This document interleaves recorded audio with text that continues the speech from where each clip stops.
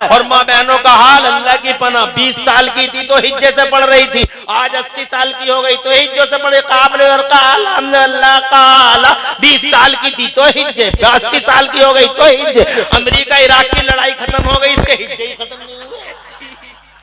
12 feet का आदमी बिजली ना बना सका, 12 फीट का आदमी साइकिल ना बना सका, मोटरसाइकिल ना बना सका, माइक ना बना सका, मोबाइल नहीं बना सका, नेट ना बना सका, कंप्यूटर ना बना सका, रडार नहीं बना सका, हवाई जहाज नहीं बना सका। 4500 साल ऐसे ही अंधेरे में जी गया, क्या अंधेरे में ही जी गया। और ये सारा का सारा नक्शा बदल गया 1500 साल के अंदर। नारे तकबीर, नारे रिसालत, मसलके आला हजरत, फैजाने आला हजरत, फैजाने औलिया इकराम, फैजाने सहाबा इकराम, शायर इस्लाम मोहम्मद अली फैजी, शायर इस्लाम मोहम्मद अली फैजी। नारे तकबीर, नारे रिसालत। ये मशहूर शायर इस्लाम मोहम्मद अली फैजी साहब भी तशरीफ ले आए हैं, आपको सुनाएंगे और माशाअल्लाह आप बेदार होकर उनके कलामों को सुनेंगे। तशरीफ ला चुके हैं। अब मुझे इजाजत हो तो थोड़ा सा कंटिन्यू कर लूं, और इजाजत ना हो तो टाइम हो ही रहा है। इजाजत? हाथ उठा के बताओ कितने लोग अभी समर्थन में हो? सभी हो? ये फेक समर्थन तो नहीं है तुम्हारा, फैकिंग बहुत चल रही है। अल्लाह तुम्हें खुश रखे, आवाज रखे। बहुत अच्छा लग रहा है आप। आज का तो माहौल ऐसा बना हुआ है कि अगर मोहम्मद अली फैजी बहरहाल आ गए हैं, अल्लाह का शुक्र है। अगर ये समझ लीजिए कि पूरी रात मैं पढ़ता हूँ, फजर से लेकर दोपहर तक मोहम्मद अली फैजी पढ़ते, तो आज के जलसे में अल्हम्दुलिल्लाह मजा ही आ जाता। तो पूरी रात में अकेले ही सुना दूं तो ये कब सुनाएंगे? फिर फजर के बाद सब नमाज़ें पढ़ोगे? माशाअल्लाह। तो चलो सब नमाज़ें पढ़ोगे। अगर ये वादा है तो फिर मैं भी सुबह तक ही सुनाए दे दूं। अल्लाह खुश रखे, आबाद रखे। मोहम्मद अली फैजी साहब हमारी जमात के निहायत ही तरन्नुम रेज शायर हैं और बहुत अच्छा इनका तरन्नुम है। और देखना कैसे गदगद होंगे इंशाअल्लाह। अभी देखना थोड़ी देर के बाद कितनी कैसी मालूमात में इजाफा मिलेगा, और इन्हें देखना कितने महजूद होंगे। और आप भी इंशाअल्लाह महजूद होंगे, और मैं भी थोड़ी देर बैठ के जरूर महजूद होने की शहादत हासिल करूंगा इंशाअल्लाह। मैं अब थोड़ी देर और बोलूंगा, मेरे बाद मोहम्मद अली फैजी साहब इंशाअल्लाह आपको अपनी तरन्नुम रेजियों से मशहूर फरमाएंगे। अब मुझे इजाजत दीजिए, मैं आगे बढ़ता हूं। मैं ये कहना चाहता था, मैं ये कह रहा था कि 4500 साल कोई आगे बढ़ सका? अरे कहीं विकास हुआ? कहीं इंप्रूवमेंट हुआ? अंधेरा था पूरी दुनिया के पर्दे पे, नामो निशान नहीं था उजाले का। कोई कुछ नहीं कर सका, आगे नहीं बढ़ सका। 12 फीट का आदमी गधे के कान पकड़े घूमता था, इधर से उधर, उधर से इधर। गधे के कान पकड़े घूम रहा है, इधर से उधर, इधर से। जैसे हम लोग वो पकड़े घूम रहे हैं क्या, स्टेयरिंग, और वो गधे का कान पकड़े घूमता था। इस बस्ती से उस बस्ती में, उस बस्ती से इस बस्ती में। 12 फीट का आदमी कहता था हवाओं को पकड़ा नहीं जा सकता, पकड़ा नहीं जा सकता, हवाओं को पकड़ा नहीं जा सकता। 4500 साल हवाओं को पकड़ ना सका। और हमने 1500 सालों में इतना कमाल कर दिया कि 5.5 फीट के जरूर रह गए, 5.7 5.6 के रह गए। मगर कमाल ये कर दिया कि हवाओं को पकड़ के अपोलो और MRF के टायरों में बंद कर दिया, और इतनी कर्री डाट लगा दी कि हवा को निकलने का बाईपास ही नहीं मिला। और अगर कहीं हवा ने कोई बाईपास ढूंढ लिया तो हमने खड़े पंचर जोड़ दिया। 1500 साल में जो 4500 साल में जमीन से उठ ना सका, वो 1500 साल के अंदर जमीन से उठा अंतरिक्ष में बैठ गया। प्लेनों में घूमता है वो, जमीन से पेट्रोल निकालता है वो, जमीन और आसमानों के किनारों को क्रॉस करता है वो। कितनी तरक्की कर ली। वजह अमेरिका यूरोप कहता हमने चमकाई है दुनिया। यू आर टेलिंग अ लाई, झूठ बोल रहे हो। ना तुमने चमकाई है ना तुमने चमकाई है। इस दुनिया को अगर किसी ने चमकाया तो हमने चमकाया है। 4500 साल no development, no improvement all over universe. पूरी दुनिया में कोई तरक्की नहीं। वजह यह थी कि दुनिया के पर्दे पे इल्म नहीं था। दुनिया के पर्दे पे इल्म नहीं था, बिल्कुल नहीं था। ऐसा नहीं है, इल्म तो था मगर सिर्फ नबियों के पास था, उनकी जनता में नहीं फैलाया था। गौर करने की अल्लाह ने हजरत आदम को इल्म दिया था मगर उनकी जनता को नहीं दिया। हजरत आदम को तो इतना इल्म दिया था कि उन्हें 6 लाख या 7 लाख भाषाओं का इल्म था, फरमाया गया था जनाब वाला, मगर उनकी कौम को इल्म नहीं दिया गया, कॉमन नहीं किया गया इल्म जनाब वाला। सेलेक्टेड पर्सन को दिया गया मगर सबको नहीं दिया गया जनाब वाला, कॉमन नहीं किया गया। हजरत शीश को इल्म दिया गया मगर उनकी जनता को नहीं दिया गया। हजरत इब्राहिम खलीलुल्लाह को दिया गया मगर जनता को नहीं दिया गया। हजरत इस्माइल ज़बीहुल्लाह को दिया गया मगर जनता को नहीं दिया गया। हजरत मूसा को, हजरत ईसा को दिया गया, हजरत मूसा को दिया गया, हजरत यूसुफ को दिया गया। हजरत दाऊद तो हाई फाई टेक्नोलॉजी के मालिक थे जनाबे वाला, इन्हें इल्म दिया गया था मगर इनकी जनता को इल्म नहीं दिया गया। इसीलिए जनता आगे ना बढ़ सकी, कौम आगे ना बढ़ सकी। वो ना साइकिल बना सकी, ना मोटरसाइकिल बना सकी, ना वो प्लेन बना सकी, ना वो ट्रेन बना सकी, ना वो रडार बना सकी, ना वो माइक बना सकी, ना वो बिजली बना सकी, कुछ भी नहीं बना सकी जनाब वाला। इसमें जनता के पास इल्म था ही नहीं, सिर्फ नबियों के पास था, जनता के पास कॉमन नहीं था। क्यों? उसकी वजह, अरे अल्लाह चाहता तो पहले दे देता, वही अल्लाह आज दे रहा, वही अल्लाह पहले भी दे सकता था या नहीं दे सकता था? तो उस अल्लाह ने पहले इल्म क्यों नहीं दिया? सिर्फ नबियों को दिया, जनता में इल्म को कॉमन क्यों नहीं किया?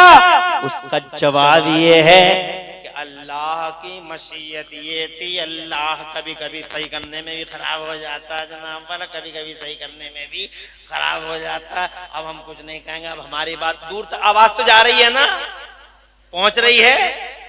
जोर से सुभान अल्लाह। अल्लाह तुम्हें खुश रखे और आबाद रखे और दो जहां में तुम्हारी लाज रखे। अल्लाह ने पहले क्यों नहीं फैलाया? 4500 साल में ये इनकलाब क्यों नहीं आया? अब कुरान का वो फल देखो, जिस फल की वजह से सारी दुनिया टारगेट बनाए हुए मेरे कुरान को। इसलिए नहीं आया कि अल्लाह की मर्जी ये थी कि अभी मैं दुनिया के पर्दे पे इल्म को आम नहीं करूंगा, अभी जनता के बीच में इल्म को कॉमन नहीं करूंगा। पहले जमीन के पर्दे पे मैं अपना आखिरी रसूल भेजूंगा, अपना महबूब भेजूंगा। मेरा नबी आएगा, पहले नबी आएगा, बाद में इनकलाब आएगा। पहले मुस्तफा फिर बहार, पहले मुस्तफा फिर निखार, पहले मुस्तफा फिर क्रांति, पहले मुस्तफा फिर रेवोल्यूशन, पहले मुस्तफा फिर उजाला। यही हुआ 12 रबीउल अव्वल को नबी आ गए, नबी आ गए, जमाने पे छा गए। और जोर से बोलो, 12 रबीउल अव्वल को नबी आ गए, जमाने पे छा गए। उनका बचपन देखा, दुनिया बोली हमने बच्चे बहुत देखे मगर हलीमा के बच्चे जैसे बच्चे नहीं देखा। और जब वो जवान हुए और गलियां सजी हैं उनसे और गलियारे महके उनसे, तो अल्लाह की कसम पूरी दुनिया भाई एक जवान कहती थी कि हमने जवान बहुत देखे मगर अब्दुल्ला के जवान जैसे जवान नहीं देखा। और जब वो 40 बरस के हुए, मेरे अल्लाह ने फरमाया आजा मेरे महबूब गारे हीरा में आजा, आजा गारे हीरा में आजा, आजा मैं तुझे अपना कुरान दे दूं, अपना बयान दे दूं। मुस्तफा गारे हीरा में आ गए, अल्लाह ने जिब्राइल को बता दिया। ये समझने की बात है, इंटरेस्टिंग बात यही है।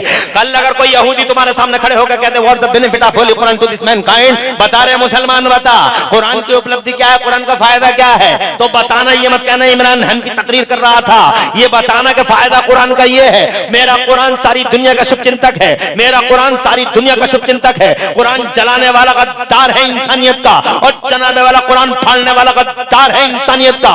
एहसान फरामोश है, नमक हराम है। पूरी दुनिया को मेरे कुरान ने नमक खिलाया है और सारी दुनिया पे कुरान ने एहसान किया है।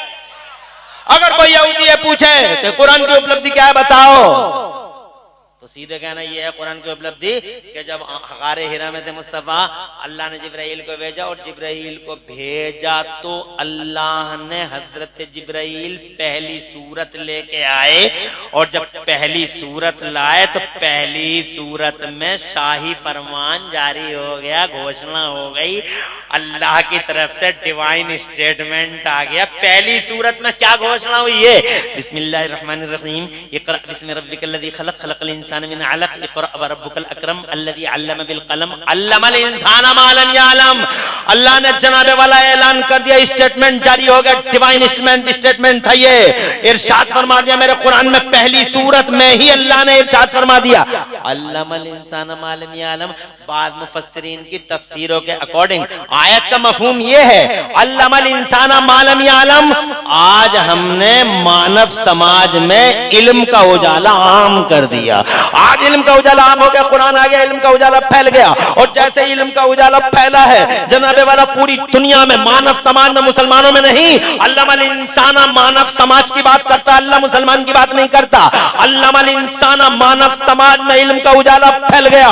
मानव समाज का मतलब नहीं सबका साथ सबका विकास, सिर्फ मुसलमानों की बात नहीं है। कुरान सबका साथ सबका विकास करने आया है। कुरान जनाबे वाला अल्लाह की कसम कुरान मुंह देख के फैसला नहीं करता। फीहे शिफाउल लिन्नास, पब्लिक और जनता का फायदा है। फीहे हुदल लिन्नास, यहाँ जनता और पब्लिक का फायदा है। अल्लमल इंसान सबका साथ सबका विकास, सारे इंसानों के लिए पूरी दुनिया में इल्म का उजाला आम कर दिया गया। यही वजह हुई कि कुरान उतरने के बाद ये जेम्स वाट निकम्मा स्कूल जाता नहीं, जनाब कोयला देख कर रेल का इंजन बना रहा है। ये मार्कोनी रेडियाई लहरों को गिरफ्तार कर रहा है। हजरत मोहतरम बस यहीं पे बात तमाम नहीं हुई। किसी को पता नहीं था कि जमीन में पेट्रोल निकलता है। पहली बार मेरे कुरान ने सारी दुनिया को बताया वो अखरजतिल अर्दु अस्कालहा। किसी को नहीं मालूम था कि कभी प्लेन भी उड़ाए जा सकते हैं। अल्लाह ने 27वें पारे में पहली बार दुनिया के सामने डिस्कस किया और पॉइंट आउट कर दिया मेरे कुरान ने, या माशरल जिन्न वल इंसी इन इस्तताअतुम अन तनफुदू मिन अक़तारिस समावाति वल अर्द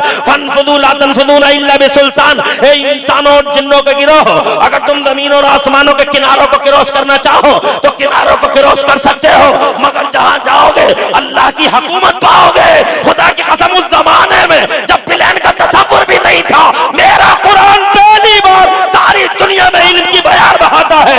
इल्म की बातें बाहर ही चलती है और कुरान ही है जो जमाने की इन हकीकत को पॉइंट आउट करता है। नारे तकबीर, नारे रिसालत। इल्म का उजाला फैलाना वो फल है कुरान का। और जोर से बोलो सुभान अल्लाह, जोर से कह दो सुभान अल्लाह। अल्लाह खुश रखे हसन भाई को। हाँ ये ठीक है।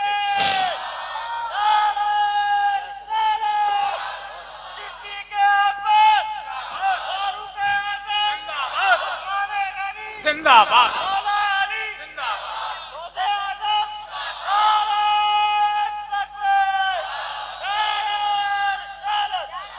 अल्लाह खुश रखे, आबाद रखे, दो जहां में खुशहालियां नसीब फरमाए। क्या नारा लगाया है, जवाब नहीं। अल्लाह दोनों जहान में तरक्कियां और खुशहालियां दे, आमीन। मुझे ऐसे नारे पसंद है, मुझे स्टेजों के नारे बिल्कुल पसंद नहीं है। स्टेज से कोई नारा लगता है मैं पसंद नहीं करता, इसलिए नहीं करता कि मेरी पर्सनल सोच है कि लोग ऐसा सोचते होंगे कि तकरीरें भी खुद ही कर रहे हैं, नारे भी खुद ही लगा रहे हैं। नारा तुम लगाओ, तकरीर हम करें तो लज्जत बढ़ जाएगी।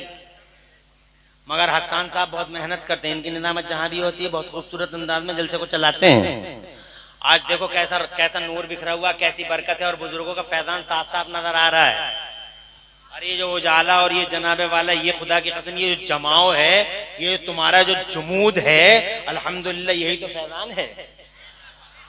चलत फिरत का माहौल नहीं है, शांति, यही फैजान है बुजुर्गों का। आगे बढ़ूं इजाजत है। मैंने दो मिसालें दे दी, दौलत है जहां, इसलिए तुम्हारे पास दुनिया की सबसे बड़ी दौलत है तुम्हारे पास। कौन सी दौलत है? पैसा नहीं, हीरा नो, चांदी। तुम तो सोने को समझ रहे हो, तुम चांदी को समझ रहे हो, तुम हीरे जवाहरात को, तुम पैसे को समझ रहे हो, मगर पैसा भी कोई दौलत है और इस पैसे की भी कोई हकीकत है। आज जनाब वाला पैसे के नशे में चूर है आदमी, पैसे के नशे में चूर है आदमी। हाय हाय, पैसा पैसा पैसा पैसा। और पैसे के चक्कर में वो ऐसे ऐसे काम हो रहे हैं आज पैसे के लिए जनाब वाला हमारे समाज के अंदर, हमारे समाज की दशा ही बदल गई है। शादियों का मौका देख लो तुम, शादियों का मौका, ये पैसों की जनाब, पैसों का घमंड ही तो है कि आदमी शादी के मौके पे क्या क्या कर रहा है। हजरात मोहतरम कैसी कैसी महंगी शादियां करवा दी, पैसे का गुरूर। अरे पैसे का गुरूर क्या करते हो तुम, पैसे की हकीकत जानते नहीं हो तुम जनाब वाला। पैसे की हकीकत इतनी है, क्या तुमने आंखों से देखा नहीं कि 7 नवंबर को करोड़पति और 9 नवंबर को कटोरापति, ये है ऐसी हैसियत जनाब वाला पैसे की। रात के 12 बजे ऐलान हो जाता 500 का बंद, 1000 का बंद, और पता चला 7 नवंबर को करोड़पति और 9 नवंबर को कटोरापति। क्या हैसियत है पैसे की, तुम जानते नहीं। पैसा कोई दौलत है, सोना कोई दौलत है, चांदी कोई दौलत है, दौलत है ईमान। जोर से बोलो, अरे ईमान है दौलत, नबी की गुलामी है दौलत। हमारा सीना 56 का नहीं 72 का है कि अल्लाह ने हमें इस दुनिया में मुस्तफा के गुलाम पैदा किया, हमारी गर्दनों में रसूल की गुलामी का पट्टा डाला। मगर इससे बड़ी दौलत है, इस बड़ी दौलत को चुराने के लिए भी तरह तरह के डकैत लुटेरे चारों तरफ मौजूद हैं। और लुटेरों का सरगना जनाबे वाला उन्हें रोजाना कई बार ट्रेनिंग देता है। जानते हो कौन है वो? इस ईमान का सबसे बड़ा लुटेरा कौन है? इस ईमान का सबसे बड़ा लुटेरा शैतान है। शैतान जाल बनाता है, शैतान घात लगाता है, शैतान कमीनगाहों से निकलता है, शैतान आगे से आता है, शैतान पीछे से आता है, शैतान दाएं से आता है, शैतान बाएं से आता है। कहता लात यल्लाहु मिन बैनि अयदीहिम व मिन खल्फिहिम व अन अयमानिहिम व अन शमाइलिहिम व ला तजिदु अक्सरहुम शाकिरीन। तरह तरह के कलर लाता है निकाल निकाल के, गरीबों की शादियों में लगा दो और खड़े होकर खा लो। इधर समोसे का काउंटर रखो, इधर समोसी का रखो।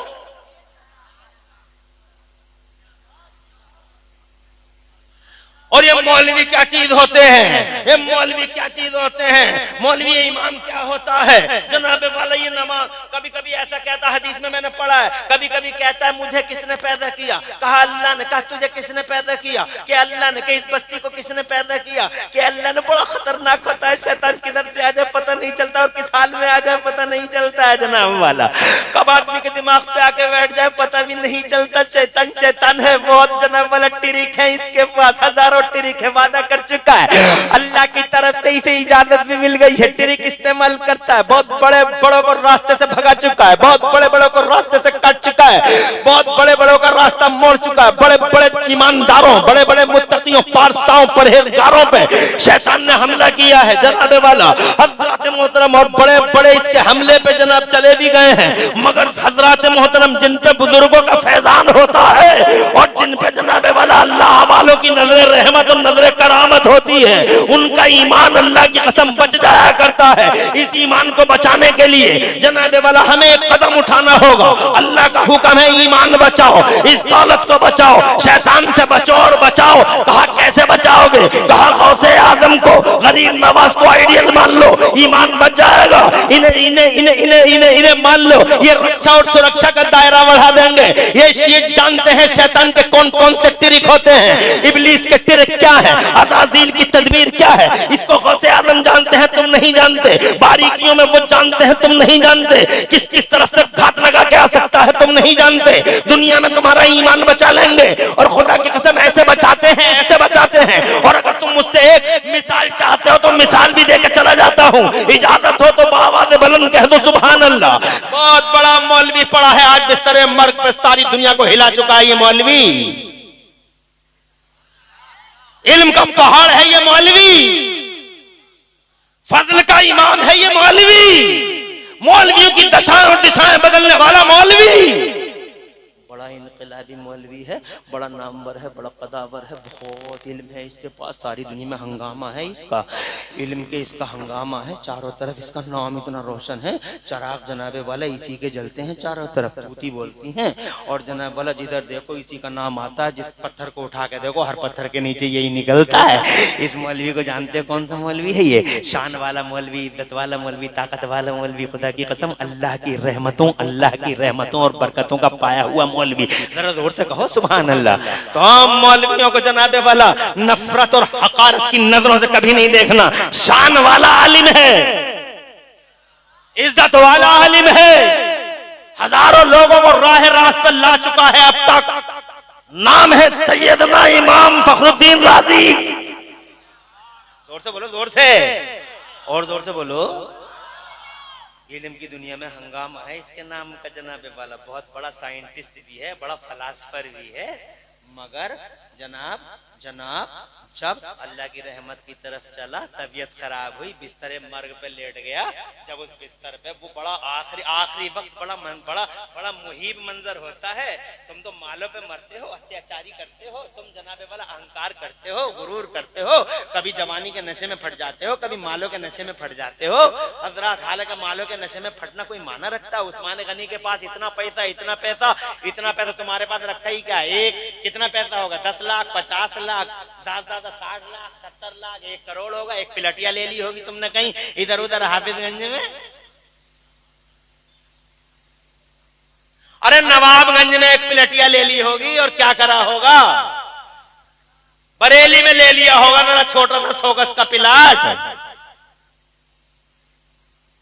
अरे तुमने जनाबे वाला है ही क्या तुम्हारे पास या मेरे पास?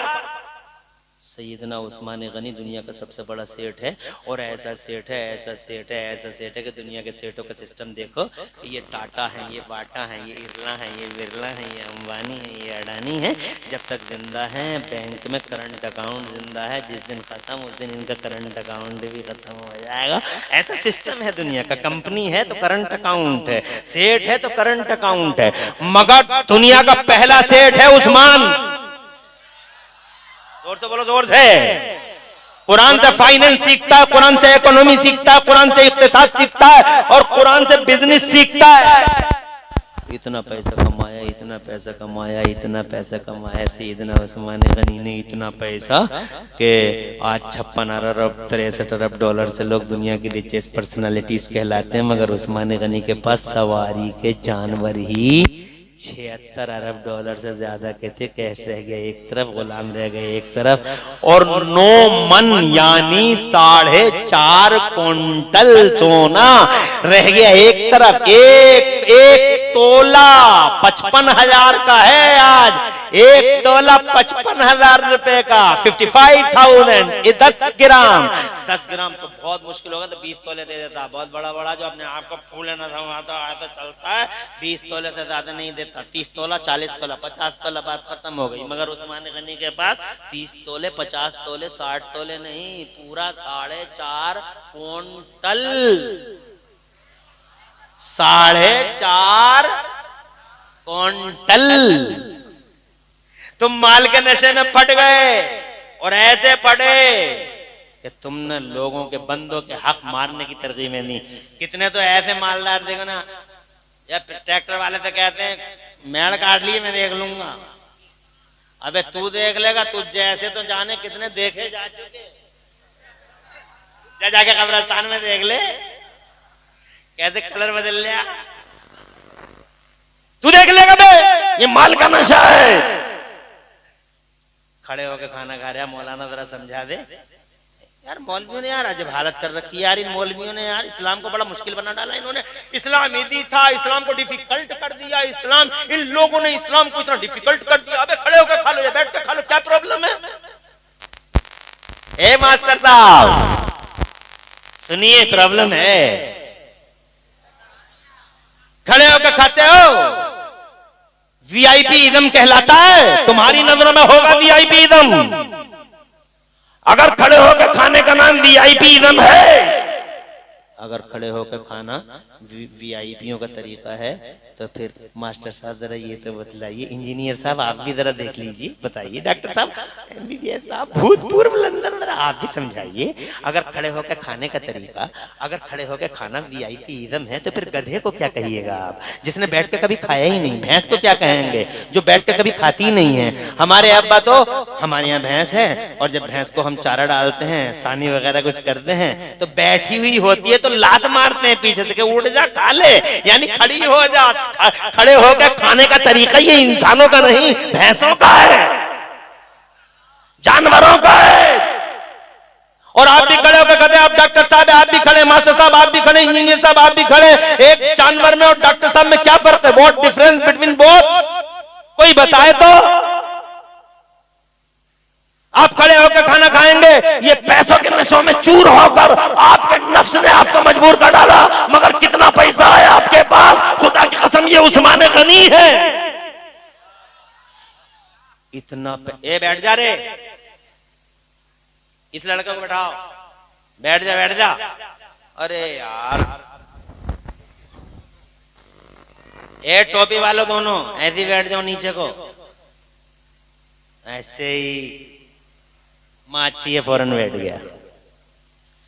अगर ये कह देता मैं तो नहीं बैठ रहा था, हम क्या कर लेते, लेकिन माची है, समझ गया, जल्दी बैठ गया। खुश रहो, आबाद रहो। अभी तो बड़े पीर साहब की बात करनी है यार। मैं बताऊं, मुझे 1 घंटा काफी है क्या? ना, मुझे 1 घंटा कहाँ काफी होता है। मैं तो माइक पे आके चिपक गया तो चिपक गया। नहीं, मगर मेरे पीछे मेरे मेहमान हैं, हमें सबका खैर मकदम करना है और सबका साथ। मैं उनकी तरह नहीं हूं कि माइक से चिपक गए, देखते तक नहीं है कि पीछे कोई बैठा है नहीं बैठा है। और मेरे साथ आए दिन ऐसी हरकतें होती रहती हैं। खैर, अल्लाह ताला हुजूर का सदक़े इस जलसे को कबूल फरमाए। मैं ये कहना चाहता था, बहुत मुख्तसर में कह दूं। सैयदना उस्मान गनी के पास इतना पैसा, मगर उनका तरीका एक सुन लो। मस्जिद में गए हैं, ये मस्जिद में गए हैं सैयदना उस्मान गनी, इतने बड़े मालदान है, जमाने के सेठ हैं। दुनिया के सेठ मर जाते हैं, करंट अकाउंट मर जाता है, मगर दुनिया का पहला सेठ है उस्मान के विशाल फरमाए, यानी पर्दा फरमाए। तकरीबन 1400 साल हो गए, मगर आज भी सऊदी अरब की म्यूनिसिपैलिटी में मेरे उस्मान गनी का करंट अकाउंट चल रहा है। तुम कहते हो कुरान पढ़ने वाला पीछे रह जाता, कुरान पढ़ने वाला पीछे रह जाता। मैं कहता हूं कुरान पढ़ने वाला आज भी आ गए, मगर तुमने तो पढ़ा ही नहीं कुरान, तुम तो समझे ही नहीं कुरान की हैसियत को। अरे कुरान पढ़ने वाला कल भी आ गया था, और कुरान पढ़ने वाला। और अगर तुम मुझसे कहो कि इमरान हनफी साहब दौरे हाजिर में, करंट डेज में, ये बताइए, करंट डेज में बताइए कोई आदमी ऐसा है जिसने कुरान पढ़ा हो और सबसे आगे गया हो। मैं कहूंगा हाँ, करंट डेज में भी मेरे पास एक मिसाल है, और यही करीब की मिसाल है, ज्यादा दूर की मिसाल नहीं है।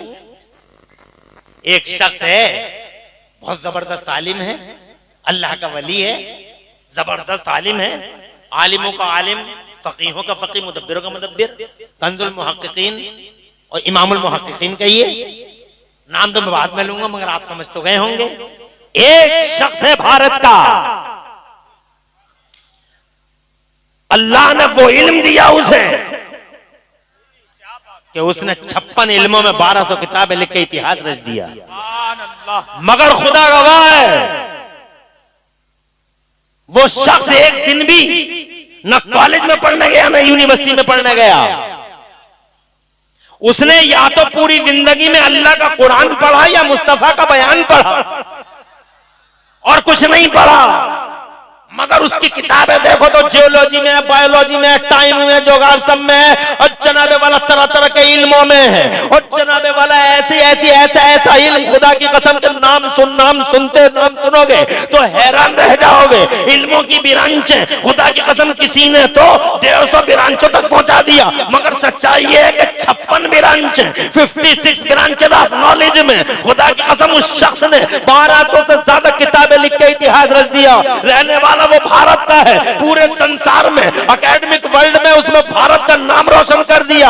आज भी उसकी किताब, उस भारतीय आलिम की किताब आज भी जुनूबी अफ्रीका की कोर्ट में चलती है, और कोर्ट में मुसलमानों के मसाइल उसी शख्स की किताब को देख देख के हल किए जाते हैं। भारत के आलिम ने खुदा की कसम संसार में भारत का नाम रोशन कर दिया।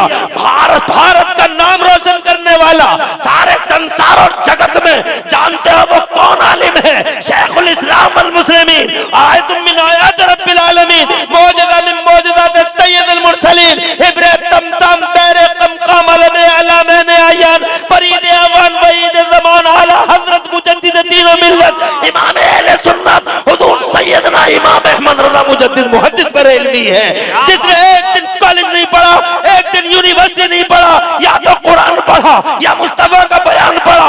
और आलम यह है, इतनी आगे चला गया, इतनी आगे चला गया कि आज दुनिया की यूनिवर्सिटियों में सबसे ज्यादा पीएचडी अगर किसी पे हो रही है तो बरेली के मेल, फीमेल, मुस्लिम, नॉन मुस्लिम, अल्लाह जज़ाए खैर दे। परेशान तो नहीं हो?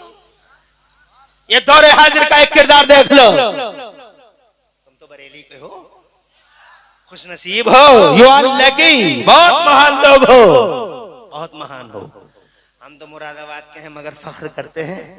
मुरादाबाद का बाद में बताते हैं, पहले बरेली वाले बताते हैं। कोई हमसे पूछता है आप कहां से, तो मुरादाबादी बाद में। क्या शान है जनाबे वाला बरेली वालों की भी, कैसा नवाजा है अल्लाह ने बरेली को आला हजरत। आगे बढ़ता हूं, मैं ये कहना चाहता था, ये इतने बड़े मालदार हैं और ये मस्जिद में, जरा इनका अंदाज देखिए, इतने बड़े मालदार हैं, मस्जिद में आए हैं तो इन्होंने वजू बनाया और वजू बना के मस्जिद में आए, मस्जिद की छत को देखा, मुस्कुराने लगे।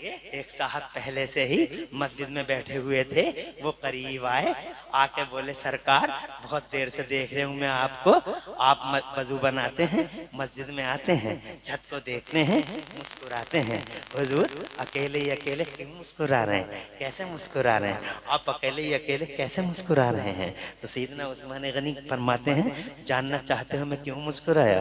बोले जी सरकार मैं ये जानना चाहता हूँ आप क्यों मुस्कुराए। जुमला सुनो ईमान ताज़ा हो जाएगा, और मालदारों माल के नशे में चूर नहीं होना, इसको सुन के इबरत हासिल करना। सैयदना उस्मान गनी फरमाते जानना चाहते मैं क्यों मुस्कुराया।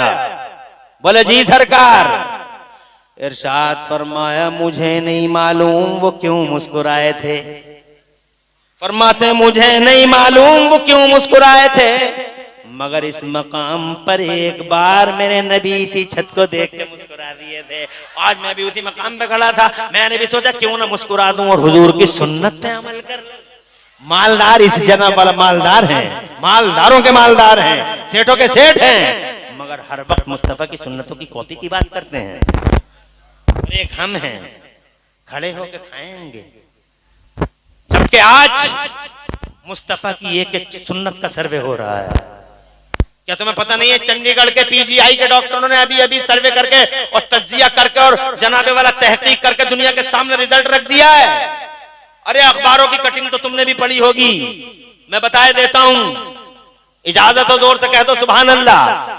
चंडीगढ़ के पीजीआई के डॉक्टरों की रिसर्च आई है, वो कहते हैं कि जो लोग खड़े होकर खाना खाते हैं, जो लोग खड़े होकर खाना खाते हैं 99% उन्हें कैंसर होने का चांस है।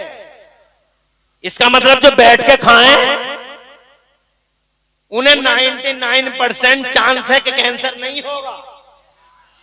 तो बोलो यार सुभान अल्लाह। मुस्तफा की और मेरे पास टाइम होता कुछ सुन्नतें बताता, कुछ सर्वे दिखाता, तुम्हारी समझ में आता। इसलिए जनाबे वाला कम से कम इतना तो करो कि खड़े होकर खाना बंद कर दो। कम से कम आज के जलसे में यही नियत कर लो कि हर हाल में हम बैठ के ही खाएंगे। हमारे मुरादाबाद के एक डॉक्टर साहब से किसी ने पूछा कि मेरे घुटनों में बड़ा दर्द होता है। डॉक्टर साहब मुसलमान नहीं थे, कहने लगे घुटनों में दर्द होता है। बोले जी घुटनों में दर्द होता है, तो कहने लगे ऐसा लगता है तुम खड़े होकर पानी पीते हो। जो लोग खड़े होकर पानी पीते हैं अक्सर उन्हें घुटनों की बीमारी हो जाती है।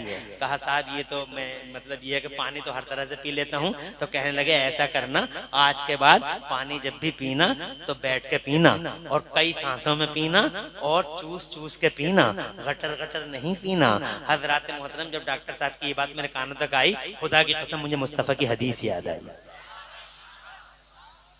अरे मुस्तफा जाने रहमत की सुन्नत तो यही है, पानी जब भी पियो बैठ के पियो। वो कहते कई सांसों में पियो, नबी कहते 3 सांसों में पियो। मुस्तफा कहते हैं गटर गटर मत पियो, चूस चूस के पियो। अगर तुम ऐसा करते हो तो डॉक्टर साहब का कहना घुटनों का दर्द नहीं होगा। मगर जनाब वाला कौन बताया आपको, आप तो माल के नशे में चूर हैं। आगे बढ़ता हूँ, टाइम ज्यादा हो रहा है मैं समझ रहा हूँ। तो दुनिया में तो खुदा की कसम ईमान के लुटेरे शैतान से ये बचाते हैं, ये बहुत बड़े आलिम हैं, बिस्तरे मर्ग पर हैं। हजरात सारी जिंदगी धमाका रहा इनका, डंके बजे इनके, मगर आखिरी टाइम में शैतान ने घेर लिया आलिम साहब को, रादी साहब को शैतान ने घेर लिया, ईमान के लुटेरे ने घेर लिया। दुनिया से ईमान बचा के ले जाओ, सबसे बड़ी दौलत यही है हजरात मोहतरम। मगर घेर लिया मौलाना साहब को, आलिम साहब को घेर लिया शैतान ने। शैतान ने कहा राजी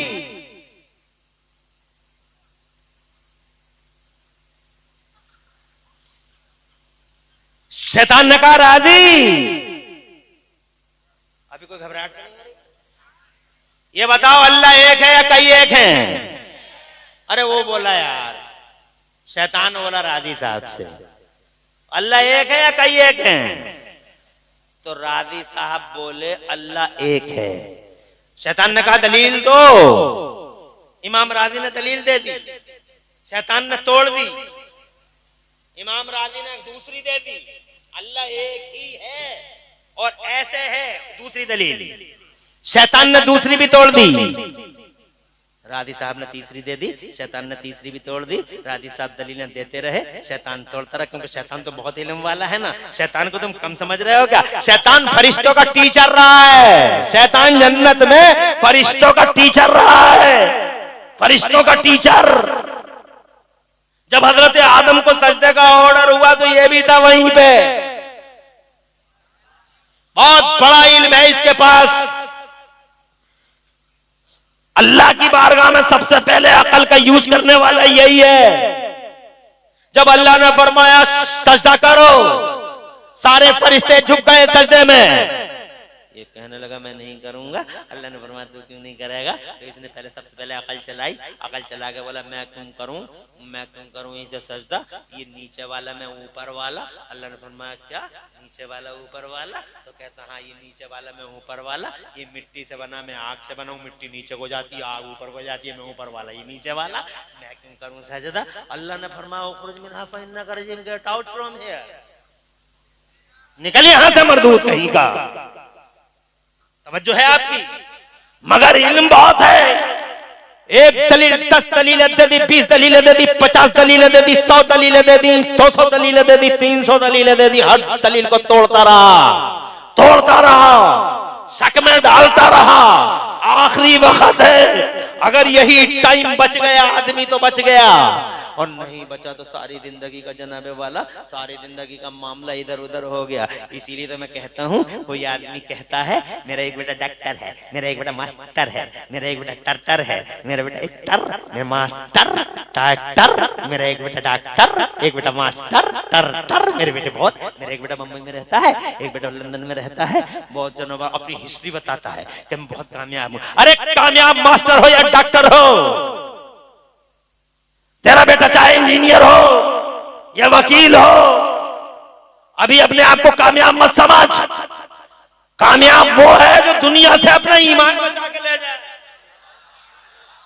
और जब तू अपने बेटों की डॉक्टरी मास्टरी की बात करता है तो काश तेरे पास ऐसा दिमाग होता, सोच होती कि तेरे डॉक्टर मास्टर और इंजीनियर बेटे के साथ एक बेटा तेरा आलिम होता या हाफिज कुरान होता। जब तू मर रहा होता तो तेरा आलिम हाफिज बेटा तुझे सूरह यासीन सुना रहा होता। जब तू कब्र में दफन हो गया होता तो तेरे डॉक्टर तेरे मास्टर बेटे को शर्म आती है। तेरा डॉक्टर बेटा मास्टर बेटा हो सकता है लंदन बहुत दूर है, आ सके नहीं आ सके, हो सकता है बंबई से आया ना आया, मगर तेरा आलिम बेटा तेरा हाफिज बेटा, लोगों ने तुझे मनो मिट्टी के नीचे दफन कर दिया, मिट्टी के नीचे दफन करके तुझे रुखसत हो गए, मगर तेरा आलिम बेटा तेरा हाफिज बेटा तेरे सराहने बैठ जाता और सराहने बैठ के आंखों में आंसू ला के पढ़ता रहता ला इलाहा इल्लल्लाह मुहम्मदुर रसूलुल्लाह, ला इलाहा इल्लल्लाह मुहम्मदुर रसूलुल्लाह। खुदा की कसम अगर तू होता या तेरी बीवी होती, यानी आलिम का बाप होता या आलिम की माँ होती, खुदा की कसम पहली बार गई है कब्र में, हो अल्लाह का अंधेरा है, फिर ऊपर से वो फरिश्ते हैं जिन फरिश्तों का हाल ही अजब है, देख जाओ तो डर जाओ, जिनके लंबे लंबे दांत जिन दांतों से जमीन को फाड़ते हुए कब्र में आते हैं, लंबे लंबे बाल घसीटते हुए चलते हैं, बड़े अजीब से चेहरे हैं। आए और जनाबे वाला जैसे ही वो आए डर गई और डर गया। ऐसी हालत में आलिम बेटा ऊपर बैठे हुआ है कब्र पे और जनाबे वाला हाफिज बेटा बैठा हुआ सराहने पे। उन्होंने करख्त बुलंद आवाज में जनाब पूछना शुरू कर दिया, मर रब्बों का। एक तो अंधेरा था, ऊपर से उनकी शक्लें ऐसी थी, ऊपर से फिर ये आवाज हजरत मोहतरम फिर चारों तरफ से उदासियां ही उदासियां हैं। कामयाबी तो ये थी कि ऐसे टाइम में आदमी कामयाब हो जाता तो खुदा की कसम डॉक्टर और मास्टर वो ना कर सका, इंजीनियर और वकील वो ना कर सका जो एक हाफिज कुरान बेटे ने और आलिम दीन बेटे ने कर दिखाया।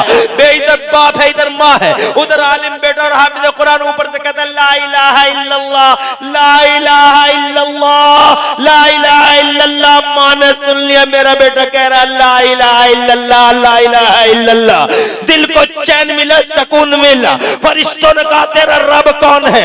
ऊपर बेटे ने कहा ला इलाहा इल्लल्लाह। माँ सुन रही है और सुनकर कहती है मेरा रब अल्लाह है, जो डॉक्टर न कर सका वो खुदा की कसम खा। कामयाबी समझता है मेरा बेटा डॉक्टर है, मना कौन करता है डॉक्टर ना बना, इंजीनियर ना बना, जमाने के जितने इल्म हो सके पढ़ा ले।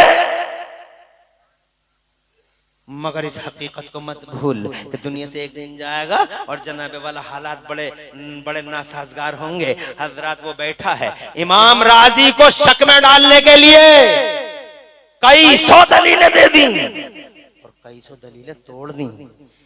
जब हजरत इमाम राजी रोने लगे तब उनके पीर साहब बड़ी दूर अपने मुरीदों के बीच में, हजरत नजमुद्दीन कुबरा मुरीदों के बीच में लोटे से वजू बना रहे। उन्हें जलाल आ गया वहां। अब देखो फैजान का फायदा क्या होता है, जोर से बोलो सुभान अल्लाह। अरे फैजान का ये फायदा होता है दुनिया में। लोटा फेंक के दूर मारा और लोटा फेंक के दूर, नजर वाले थे, दिल वाले थे, ऐसे मामूली पीर नहीं थे। आजकल तो पीरों के भी जनाबे वाला सैंपल अलग अलग है। किसी का चेहरा देख लिया तो पीर साहब, किसी का चश्मा बहुत अच्छा है लगा, अरे पीर साहब बहुत बढ़िया होंगे, चश्मा बहुत बढ़िया है। किसी का चेहरा मोटा ताजा तो लेकर पीर साहब बहुत बढ़िया होंगे। हुलिया देख के पीर साहब को तुम नापते हो जनाब, हुलिया देख के। और पीर ऐसे ऐसे पीर अल्लाह अपनी पनाह में रखे। मेरे साथ 10 नवंबर को ऐसी घटना घट गई। 10 नवंबर, इसी 10 नवंबर को कि अगर मेरी जगह कोई मामूली सा भी पीर टाइप होता तो इस वक्त दुनिया में सबसे बड़ा पीर, इस वक्त भारत में सबसे बड़ा पीर उसे ही बना देते। 10 नवंबर को मैं जलसे में था पटवाई, जिला रामपुर में। पटवाई जिला रामपुर के करीब में 10 नवंबर की रात मुफ्ती वसीम की दावत पर था। जलसा हो रहा था, बहुत सारे लोग जलसे के मजमे में बैठे हुए थे, तकरीर मेरी हो रही थी और मैं एक हदीस सुनाने वाला था झूम झूम कर। इतने में ये कुत्ता आ गया। जब जलसा शबाब पे था, एक कुत्ता अंदर आ गया ग्राउंड में। तो जैसे सब सुन रहे थे, मैंने उससे भी कह दिया कि तू भी बैठ जा। तो जैसे ही मैंने कहा तू भी बैठ जा, वो फौरन ही बैठ गया। वो फौरन बैठ गया। पटवाई 10 नवंबर की बात। और बैठ गए। मैंने जब हदीस सुनाई तो वो झूमने लगा और लेट गया और लेट के वो सुनने लगा हदीस। तो मैंने कहा देखो यार कैसा जज्बाती है, तो और ज्यादा जज्बात में आ गया वो। तो जनाबे वाला ये पटवाई की बात है, अगर मेरी जगह कोई ओना पोना पीर भी होता तो पूरे भारत में आज अकेले ही होता। कि हजरत का हुक्म तो कुत्ते भी मानते हैं। कुत्ता आ गया और हजरत ने कह दिया बैठ जा, तो बैठ गया। ऐसे कान दबा के बैठ गया। बात समझ रहे हैं आप? पीर ऐसे नहीं जो जेबों पे नजर रखें। नजमुद्दीन कुबरा पीर हैं, दिल वाले हैं। सुभान अल्लाह। बहुत दूर है, शैतान के नरगे में घिर चुके हैं इमाम राजी। बहुत खतरनाक मुहासरा कर रखा है शैतान ने। कई सौ दलीलें तोड़ दी, रोने लगे इमाम राजी। आखिरी वक्त बड़ी मुश्किल घड़ी है। तो जनाबे वाला हजरत नजमुद्दीन कुबरा ने लोटा फेंक के मारा और जलाल में बावाज़े बुलंद हजारों किलोमीटरों के फासले से इरशाद फरमाया, राजी काय को दलीलें देता है? ये कह दे कि बगैर दलील के अल्लाह को एक मानता हूं। जोर से बोलो, जोर से। बगैर दलील के अल्लाह को एक मानता हूं। इमाम राजी ने कहा बगैर दलील के अल्लाह को एक मानता हूं। शैतान रफू चक्कर हो गया, ला इलाहा इल्लल्लाह पढ़ा और अल्लाह की रहमत की तरफ चले गए इमाम राजी। ओ लोगों, इन सच्चों के साथ का फायदा देखा। दुनिया में ये फायदा है कि तुम्हारा ईमान बचा और अगर कहो तो आखिरत का भी एक फायदा दिखाऊं, मगर टाइम तो इजाजत नहीं देता, टाइम इजाजत नहीं देता। 1.5 घंटा भी पूरा हो ही गया। हालांकि मैंने जो है हजरत मोहतरम आपसे, और अभी तो बड़े पीर साहब का जिक्र पाक भी रह गया है, लो 5 मिनट उनका जिक्र पाक भी कर लो। आखिरत में क्या फायदा है ये हम बाद में बता देंगे, किसी दिन और आ जाएंगे, एक आज जलसा और करवा लियो। एक आज हसन भाई को बुला लियो, मोहम्मद अली फैजी को बुला लियो, मुझे बुला लियो, बहेड़ चनूर भाई को बुला लियो, काम तमाम। एक जलसा और बाकी बातें करने के लिए। बड़ा अच्छा लगा माशाल्लाह, क्या जलसा किया माशाल्लाह, और क्या नूर छाया रहा जलसे पे। और जहां तक सवाल है मेरे बड़े पीर का, जोर से बोलो, रोशन जमीर का, तो उसके फैजान का तो पूछना ही क्या है। वो तो दुनिया में भी बचाते हैं, आखिरत में भी बचाते हैं। जनाबे वाला वो तो खुदा की कसम मुमताज वलियों में से एक वली है, वलियों के इमाम है वो, गौसे आजम की शख्सियत। अल्लाह की कसम यूं समझ लो कि आम के पेड़ पे आम ही उतरता है। मैंने आम के पेड़ पे कभी अमरूद उतरते नहीं देखा। खरबूजे की बेल पे तुमने कभी तरबूज देखा है? तरबूज की बेल पे कभी खीरा देखा? जब माही अब्दुल्ला, जब अब माही जनाबे वाला सैयदा उम्मुल खैर जैसी निकोकार पाकीदा खातून हो, जोर से बोलो, जोर से, और जब बाप ही अबू साले जंगी दोस्त जैसा जाकिर खुदा और जाकिर रसूल हो, हर वक्त जिसके होंठ अल्लाह की याद में रहते हो, हर वक्त जो रतबुल लिसान रहता हो, जिक्र इलाही से सरचार रहता हो, और जनाबे वाला जो लुकमाए हलाल खाने का ऐसा आदी हो कि सेब जो दरिया में बह के आ गया था, जनाबे वाला वो खा भी लिया तो दूर कई दिनों की मसाफत तय करके दरिया में बहने वाले सेब को खाने की माजरत करने के लिए उस बाग में चला गया। बाग वाला भी हैरान था और दिल में बड़ा खुश भी था। बाग वाला यही तो सोच रहा था कि या अल्लाह तेरा कैसे कैसे शुक्र अदा करूं, जैसे जवान की जरूरत थी मुझे, तूने बैठे ही बैठे मुझे बाग के अंदर ऐसा नौजवान दे दिया।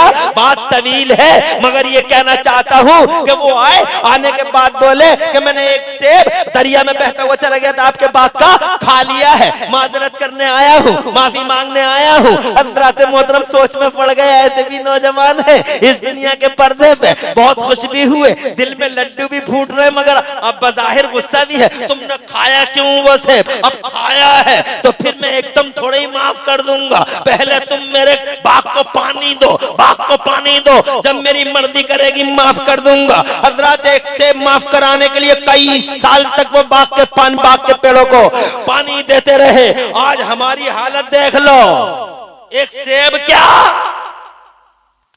मूंगफली का भाव करते ही करते 10-20 मूंगफली इधर से उधर हो जाती हैं।